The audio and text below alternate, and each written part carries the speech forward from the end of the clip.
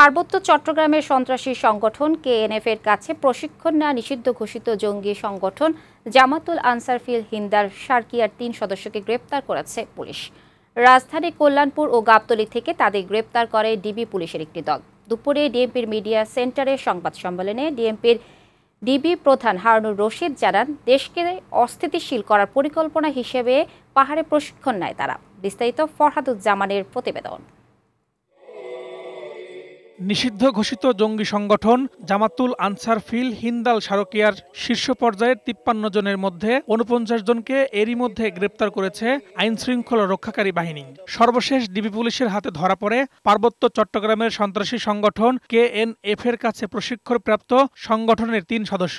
মুখে তারা নিজেদেরকে যতই ধর্মযোদ্ধা বলে থাকুক, তারা কিন্তু শিষ্যত্ব গ্রহণ করেছে বিচ্ছিন্নতাবাদী ওই সন্ত্রাসীদেরকে। ডিএমপির মিডিয়া সেন্টারে সংবাদ সম্মেলনে অতিরিক্ত কমিশনার হারুন অর রশিদ জানান, গ্রেপ্তার হওয়া আমির হোসাইন মার্শাল আর্টে ব্ল্যাক বেল্ট পাওয়া হরকাতুল জেহাদ নেতা মাওলানা আব্দুল রৌফের কাছ থেকে প্রশিক্ষণ নেন তিনি।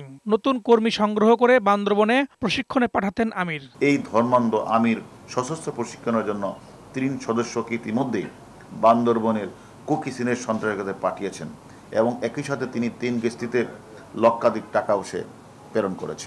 ডিএমপির ডিবি প্রধান বলেন, দেশকে অস্থিতিশীল করার পরিকল্পনা ছিল গ্রেপ্তারকৃতদের। অপরাধমূলক কাজে জড়িয়ে পড়া, দেশকে অস্থিতিশীল করে জঙ্গির হেলাফত স্টেট প্রতিষ্ঠা, পার্শ্ববর্তী দেশগুলোকে নিষিদ্ধ সংগঠনের সাথে যোগাযোগ বজায় রাখা এবং নিজ দেশ এবং পার্শ্ববর্তী দেশের বিরুদ্ধে ধর্মযুদ্ধে জড়িয়ে শহীদ বা গাজী হওয়ার নেকি অর্জন করে রসদ সামগ্রী কর্মী সংগ্রহ তৎপর ছিল গ্রেপ্তারকৃতরা।